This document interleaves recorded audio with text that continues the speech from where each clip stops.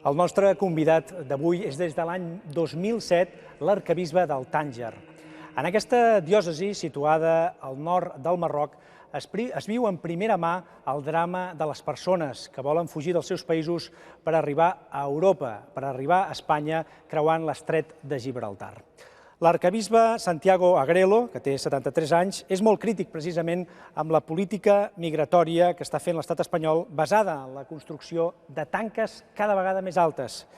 Unes tanques que precisament recentment han tornat a l'actualitat amb la cruel crisi dels refugiats que està vivint Europa.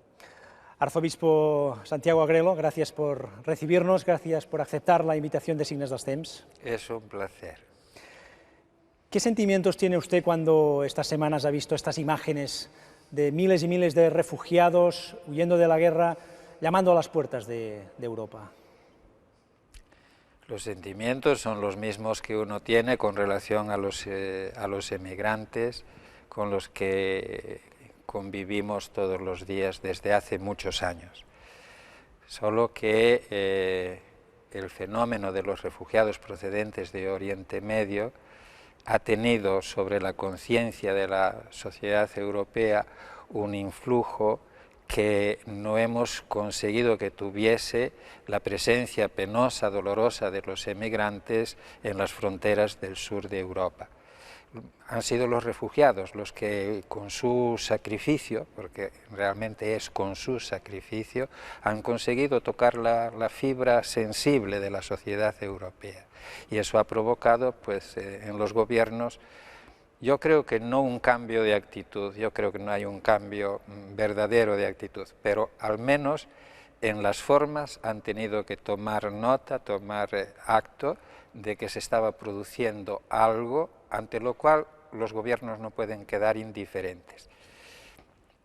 Ya pasó en otras circunstancias anteriormente en el Mediterráneo, cuando el primer gran naufragio ante Lampedusa, que acudieron las autoridades europeas al entierro de las víctimas, allí hubo lágrimas y hubo propósitos de enmienda, pero son propósitos que luego no encuentran en la realidad concreta de la política una respuesta para estas personas. Yo iba a decir para el problema planteado, pero en realidad se trata de una respuesta a las personas. Si en las personas vemos un problema nuestro, es una mala visión. Si vemos un problema de esas personas, un problema de los pobres, entonces empezamos a tener una buena visión. Y en ese sentido, los refugiados han dado una llamada de atención a Europa. Las políticas todavía, creo yo, no son ni muchísimo menos las adecuadas. ¿Por qué cree usted que los europeos tenemos una doble vara de medir, según sean refugiados políticos o refugiados o inmigrantes económicos, para decirlo así? Aunque llame la atención decirlo, pues yo lo digo como lo experimenté.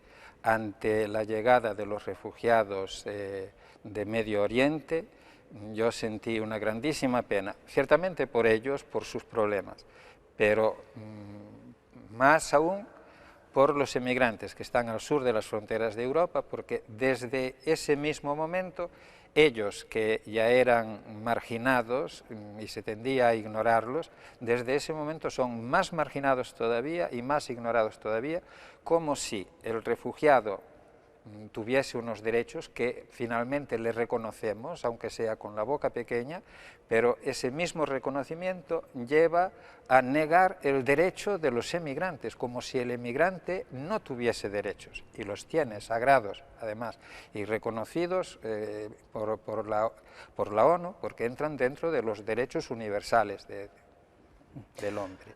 El Papa Francisco ha dicho que los muros, por muy altos que sean, no sirven para nada. ¿Usted comparte esta opinión? A ver, los muros sirven para matar a la gente, en ese sentido sirven. Pretendemos que sean muros que protegen nuestros privilegios y nuestra forma de vida frente a los pobres de la tierra, y en ese sentido sí que no sirven, porque lo único que hacen es exigir a los pobres que a la hora de pasar esos muros tengan que arriesgar muchísimo más. Ya lo arriesgan todo en los caminos, pero los muros, imagínense lo que es un muro como el levantado en Melilla. Hay un muro español, un muro marroquí, concertinas tiene el español, el marroquí está hecho de concertinas desde la base hasta la cima, y después de la concertina foso de 3 metros de profundidad. Eso puede parar a una humanidad hambrienta, no, simplemente la obligará a correr más riesgos, a dejar más carne en las concertinas, a morir, a morir. Según datos del ACNUR, el año pasado, en 2014, había más de 60 millones de personas refugiadas y desplazados en el mundo. Esto, si no me equivoco, sería casi el país número 24 del planeta. ¿Cuáles son, Monseñor Agrelo, las causas últimas de este drama humanitario en nuestro mundo? A ver, yo si me refiero a las causas de la emigración en África, por qué llegan los subsaharianos en Marruecos a las fronteras con España, pues son problemas políticos, pero problemas de seguridad, problemas de violencia en diversos países africanos, de inestabilidad política, problemas de hambre, literalmente de hambre. Y luego está la emigración, que hay que reconocerle también los derechos a esa emigración, derechos sistemáticamente negados desde Europa, que es la emigración de aquellos que quieren mejorar su vida, su futuro. Si yo tengo derecho, yo aquí tengo derecho a buscarme la vida, ¿por qué se lo he de negar a otro que viene de otro mundo y de otra situación? En ese sentido, la emigración que llega a las fronteras del sur de Europa es muy variada. Llegan, pues ya digo, de países, imagine donde está el terrorismo islámico, es en Nigeria, que se extiende a los países limítrofes con Nigeria, países de inestabilidad política que están en este momento bajo, entre comillas, protección internacional, con ejércitos de fuera de los países metidos allí, que es otra cosa para considerar que pintan ejércitos cuasi coloniales en países africanos, países donde hay dictaduras, donde la gente políticamente está desprotegida. Todo eso genera una masa de movimiento legítimo. Y yo creo que no solo legítimo, movimiento necesario. La humanidad se mueve buscando siempre algo mejor. Y yo me pregunto por qué desde Europa, nosotros que nos hemos considerado históricamente con derecho a emigrar por motivos religiosos, quiero decir, no escapando aquí de una violencia religiosa, sino yendo a llevar nuestra religión a otros sitios. Yo soy un misionero, yo soy un emigrante en ese sentido. Yo que tengo derecho a emigrar porque quiero llevar mi religión, yo que tuve derecho a emigrar porque quise explotar países que no tenían nada que ver con el mío. Ahora a los pobres que vienen de esos países yo les niego el derecho a hacerlo. En esto tenemos, no digo doble vara de medir, es que tenemos, es una injusticia manifiesta, ¿no? Este pensamiento que nos está explicando, no sé antes del 2007 si era exactamente el mismo para Monseñor Agrelo. Usted era un párroco de Galicia, sí, franciscano, que en 2007 fue nombrado arzobispo de Misión en Tánger, sí, una de las dos arzobispados católicos que hay en Marruecos.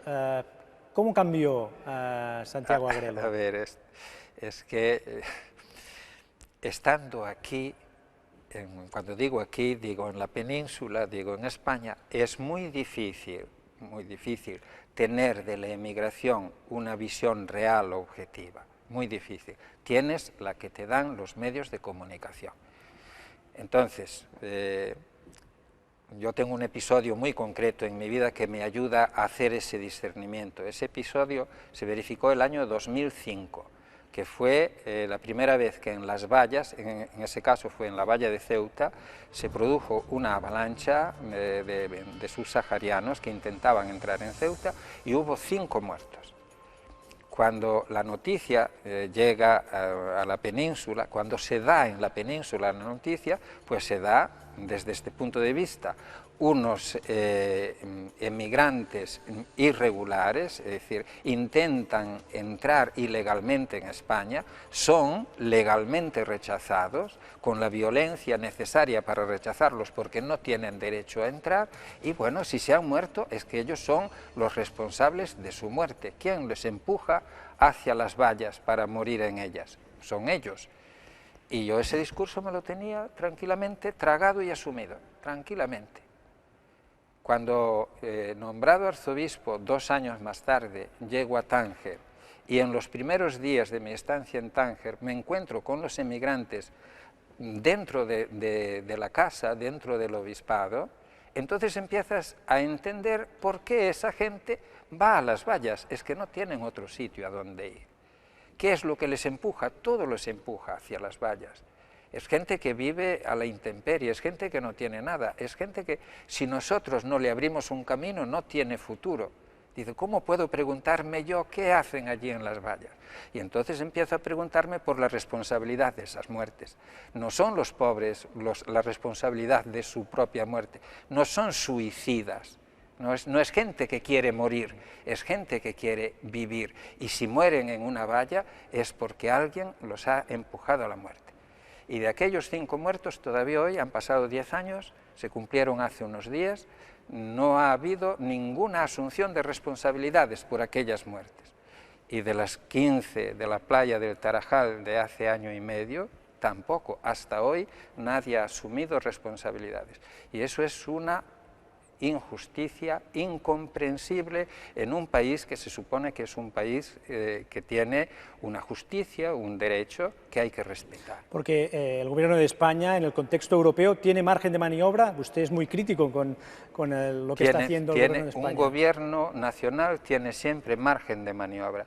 Las mismas leyes que rigen para España desde Europa rigen para Italia. ¿Por qué Italia puede salvar al cabo del año cientos de miles de vidas humanas, cientos de miles, y España se gloría de tener una política maravillosa de fronteras porque consigue que no pase casi nadie?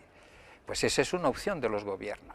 Y en este sentido, el gobierno del Partido Popular tiene una responsabilidad inmensa frente a los pobres, una responsabilidad inmensa. Y algún día pues dará cuenta de ella ante la sociedad, ¿no? Porque otra manera de dar cuenta no hay, pero ante la sociedad dará cuenta de ello. Y la sociedad, la sociedad española en este caso, en la medida en que apoya este tipo de políticas, también terminará por dar cuenta de ello, porque mañana nos sentiremos manchados por lo que hoy hacemos. Y yo quiero mañana sentirme, en fin, reconciliado con mi vida y con lo que he hecho, poco o mucho, pero que me ha llevado a salir al encuentro de los demás. Me daría muchísima pena en mi vida comprobar que he cerrado las puertas de mi casa a gente que tenía necesidad. Y es un día la sociedad empezará a tomar conciencia de eso. Hemos cerrado la puerta a quien llamaba simplemente para buscar un futuro que estaba en mis manos abrir, no dar, pero abrir la puerta hacia ese futuro estaba en mis manos. Usted denuncia que muchas veces no se escucha a estas personas, se les expulsa, se les pega directamente, pero no llegan a poder... No es que muchas veces no se les escucha nunca. A mí me causa una cierta gracia, por no decir indignación, el que si ministros europeos o ministros del gobierno español por separado o juntos acuden a las fronteras, a las vallas, acuden para hacer sus políticas, no para encontrarse con los emigrantes. Y los emigrantes están allí al lado de la frontera. ¿Qué les costaba acercarse a ellos y preguntar y presentarse? Somos los ministros de un gobierno, de un país, el país al que vosotros queréis entrar. ¿Qué os trae aquí? ¿Qué podemos hacer por vosotros? No cuesta tanto ese diálogo. No hace falta ni siquiera que les lleven comida. Basta ir, simplemente escuchar y preguntar y escuchar. Frente a esta realidad, ¿qué puede hacer o qué está haciendo la Iglesia Católica de Tánger, con su arzobispo al frente, con esta gente, para compartir sus vidas, para ayudar? ¿Cuál es la realidad de la diócesis y cómo afrontan toda A esta ver, esta realidad? diócesis es una curiosidad dentro de la Iglesia, porque es una diócesis con un territorio grande, más o menos como Galicia, y imaginen Galicia repartidos 2.000, 2.500 católicos. Pues, Solo 2.500 sí, católicos. no se ven, ¿verdad? Uno pensaría, no se ven, y sin embargo se ven. Hay una ciudad que es capital de provincia, Dardrius. En esa ciudad hay solamente 3 cristianos, son 3 monjas. Bueno, pues esas 3 monjas las conoce toda la ciudad y llevan una serie de proyectos que inciden mucho en la vida de la ciudad. Lo mismo pasa en Alcázar-Quibir, que es tal vez un nombre más conocido en España desde el tiempo del protectorado. Pues en Alcázar-Quibir hay 4 monjas, son los únicos cristianos que viven allí. Pues estas, es que uno tiene, cuando alguien viene a conocer la iglesia de Tánger, tiene ganas de llevarlos a Alcázar-Quibir para que vean lo que hacen 4 mujeres en medio del mundo musulmán. Bueno, pues esta iglesia se preocupó siempre de los emigrantes. Cuando llegué a Tánger el año 2007, en Tánger los emigrantes eran atendidos por la Cáritas, lo mismo que los pobres de Tánger que acuden a Cáritas desde siempre. Pero esa atención tenía ciertos problemas. Primero, no era específica para los emigrantes. No había un presupuesto anual de decir, tenemos tantas entradas, esto podemos ver cómo lo administramos para atender. Y por otra parte, los emigrantes, entonces, para coger vez a la entrada de Cáritas, se me presentaban en el obispado a las 3, a las 4 de la madrugada, ¿verdad?, para coger vez. Entonces pensé que eso había que buscarle solución y creamos la Delegación de Migraciones de la diócesis. La Delegación de Migraciones entró en función en 2011. Hoy es una estructura ya bastante compleja, dedicada exclusivamente a la atención de los emigrantes. Tiene 2 sedes principales, Tánger y Nador, es decir, cerca de Melilla y cerca de Ceuta. Y hoy acuden allí los emigrantes con regularidad, sin apretujarse, porque cuando llegan la primera vez se les atiende cuando llegan, pero a partir de ahí ya es como quien va al médico con cita previa, ¿verdad? Entonces, pues son muy emigrantes que muchos viven en campos de refugiados. Hay muchos que viven en la ciudad, distribuidos por los barrios de la ciudad. Se consigue que tengan alojamientos baratos normalmente, que están al alcance de sus economías. En principio, las primeras pagas de los alojamientos suele hacerlo la Delegación de Migraciones, después ellos se les ayuda a que se busquen la vida también para eso. Pero la situación más compleja, más complicada, es la que tienen los que viven en los bosques. En torno a Melilla debe de haber en este momento una docena de campamentos. Ha desaparecido prácticamente el del Gurugú, que es el que estaba más cerca de las vallas, pero claro, ahora las vallas no se puede pasar, es un imposible. Entonces los campamentos se han alejado de las vallas buscando el camino del mar, ya sea para pasar a Almería, Motril, o para entrar por vía marítima dentro del perímetro de Melilla. Entonces se han alejado, pero están allí los campamentos. Y en Ceuta no pasa algo parecido, pero hay muchos todavía en torno a Ceuta, en el monte de Beliones, y hay también algunos en los bosques cerca del aeropuerto de Bucalef, ¿verdad? Esos a la espera de pasar por el mar. ¿Qué pasa? Entonces, a la Delegación de Migraciones vienen normalmente los que están en la ciudad. A los que están en los bosques la delegación va. Pues cada cierto tiempo les llevamos alimentos. Ahora que se acerca el invierno, hay que llevar prendas de abrigo, plásticos, estas cosas, que son las cosas que normalmente desaparecen cuando hay redadas y hay entrada de las fuerzas del orden en los campamentos. Yo comprendo, las fuerzas del orden hacen su trabajo y destruyen pues, estas cosas, que son las 4 miserias que tiene esta gente para sobrevivir. Mucha gente de la diócesis y usted mismo personalmente han tejido lazos de amistad, incluso con muchas de estas personas. Me parece que usted ha bautizado a algunos niños y algunas de estas familias usted ha sabido después que han muerto en el Estrecho. Familias enteras han muerto en el Estrecho. Recuerdo la familia de Jennifer. Jennifer era una niña que estuvo confiada al cuidado de otras personas mientras sus padres en un determinado periodo estuvieron encarcelados. Yo el motivo por el que estuvieron encarcelados ahora no sabría decirte cuál había sido. El hecho es que la niña llegó a estar bajo la protección de Cáritas de Tánger. Cuando sus padres salieron de la cárcel, los padres la presentaron para el bautismo. Esa niña la bauticé yo en una vigilia pascual hace años. Bueno, pues intentaron pasar, murieron todos en el Estrecho, murieron los tres. Y eso pasa pues con muchísima frecuencia, es decir, allí hay gente que dice, pues murió mi hermano o murió, porque muchas veces son grupos familiares los que tenemos entre los emigrantes. La muerte allí está presente siempre. Ayer, al terminar la celebración de la misa en la catedral, pues se me acerca la delegada de Migraciones y me dice, Santiago, esta noche ha habido redada en el monte, pues, seguramente como consecuencia del paso de la frontera que se había producido la noche anterior, que pasaron a Ceuta unas decenas de migrantes. Y dice, y hay rumores de que ha habido un muerto, pero esos rumores ya nunca nos llaman la atención, porque es normal que se produzcan Porque en este contexto, ¿qué papel juega el gobierno de Marruecos? A ver, el gobierno de Marruecos tiene desde hace un tiempo una política migratoria que quiere ser nueva y lo es con relación al pasado.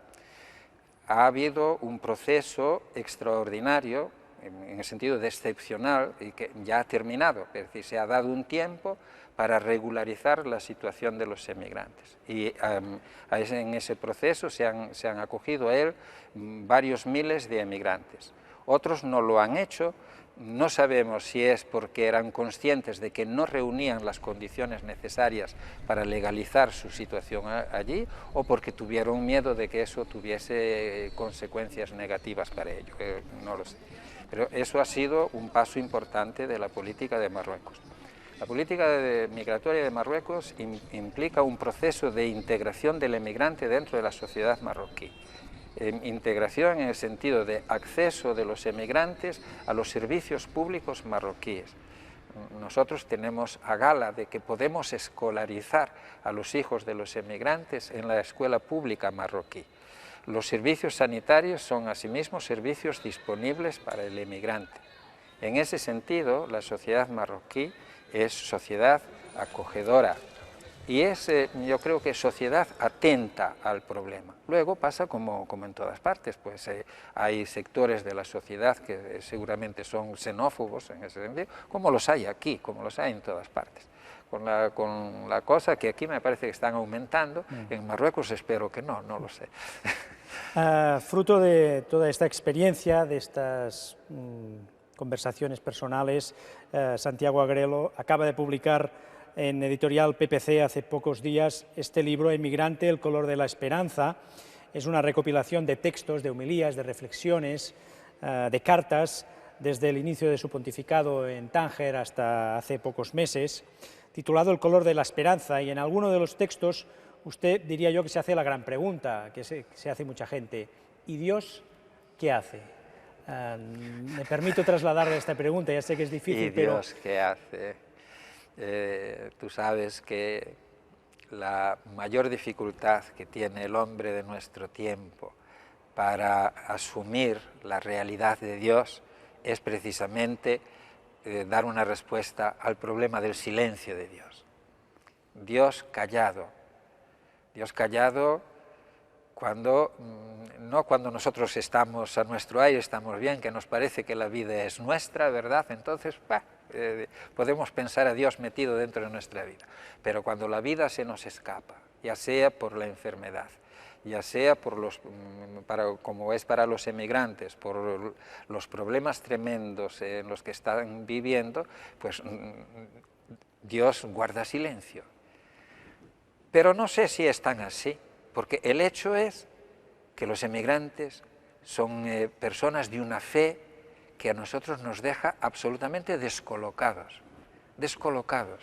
Ayer no sé cuántos rosarios he bendecido, no sé si los usan como amuleto, no sé si los usan como señal de identificación para decir yo soy cristiano, es decir, en caso de que les pase algo, no sé, pero te vienen con el rosario en la mano para que se lo bendigas.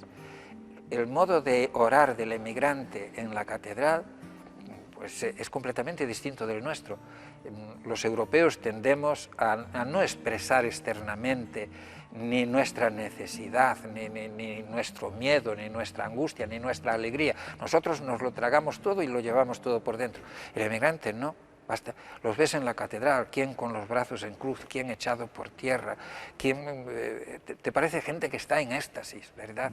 Y entonces, para ellos, Dios no guarda silencio manifiestamente, lo guarda para nosotros, que nos interrogamos sobre el destino de esta gente. Yo en ese sentido digo muchas veces, no es lo mismo oír el Evangelio del domingo en la catedral que oírlo en una patera.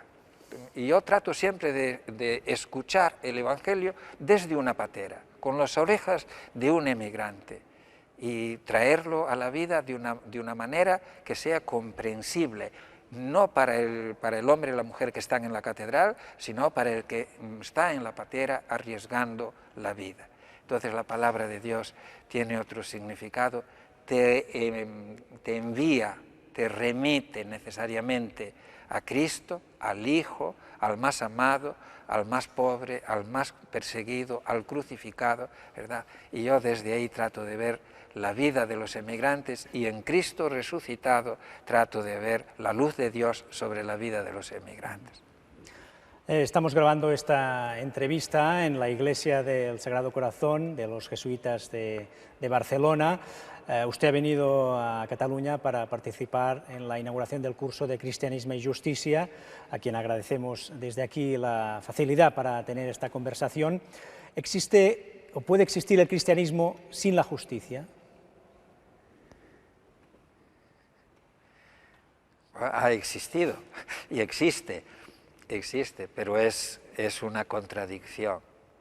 Solo que cuando desde el Evangelio, es decir, desde el corazón de la fe cristiana, decimos justicia, hablamos de una justicia que va mucho más allá de nuestros criterios humanos de justicia. Para que nos entendamos sobre esta materia.